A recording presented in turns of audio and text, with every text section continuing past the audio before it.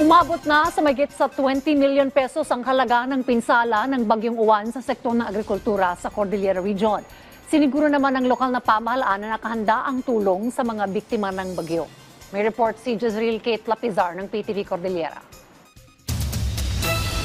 Umakyat na sa 16 ang kumpirmadong nasawi, 13 ang sugatan habang 2 ang patuloy na pinaghahanap sa Rehiyon Cordillera sa pananalasa ng Bagyong Uwan. Lahat ng mga namatay ay biktima ng pagguho ng lupa. 76 naman na mga bahay ang totally damaged at higit 1,000 naman ang partially damaged. Patuloy ang pamamahagi ng tulong ng Department of Social Welfare and Development Cordillera sa libo-libong pamilya na apektado ng malakas na bagyo. Sinisiguro natin na makapagbigay tayo ng tulong sa ating mga kababayan hanggang sila ay transition sa ating early recovery stage. Handa po ang DSWD na tumulong sa magbigay ng augmentation sa ating mga LGUs just in case na nangangailangan sila. Sa sektor naman ng agrikultura, umaabot na sa mahigit 20 million pesos ang inisyal na halaga ng pinsalang idinulot ng bagyo sa rehiyon, kung saan 937 na mga magsasaka at mangingisda ang apektado. Pinakamalaking pinsala ay ang mga pananim na palay at high-value crops tulad ng mga gulay. Inihahanda na ng Department of Agriculture ang mga tulong na ipapamahagi sa mga apektadong magsasaka. Dati naka-ready nga buffer stock tayo ti seeds nga maabalin nga maitid kanya da tapno makamulad da nga tagos.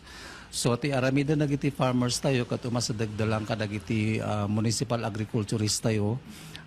Dagiti mat nga municipal agriculturist isubmit da kanya tayo ti anagan wino master list dagiti nga farmers so that ikan tayo iti buffer stock. Samantala, sa datos ng Department of Public Works and Highways, nasa 17 road lines at 84 road sections ang nakasara pa rin sa buong Cordillera dahil sa kabi-kabila ang landslides, natumbang puno at poste sa mga kalsada. Puspusan ang sinasagawang road clearing sa mga kalsada. Unti-unti nilang clear yung mga road lines natin para ulit magamit ng public. Mag-ingat po kasi kahit na one lane yung kalsada at nagkaroon ng traffic at saka magkaroon ng landslide doon sa mga nakapilang mga sasakyan, yun ho ang dapat nating tingnan. Hindi rin nakaligtas ang mga paaralan sa rehiyon. Naitala ang 409 minor damage classrooms, 132 major damage at 88 totally damaged classrooms sa Cordillera. Dahil sa pinsala sa mga silid-aralan, ipinag-utos ng Department of Education ang pagsasagawa ng alternative delivery mode, gaya ng self-learning modules, online classes, at pagtatayo ng temporary learning spaces sa mga apektadong paaralan. Jezreel Kate Lapizar para sa Pambansang TV sa Bagong Pilipinas.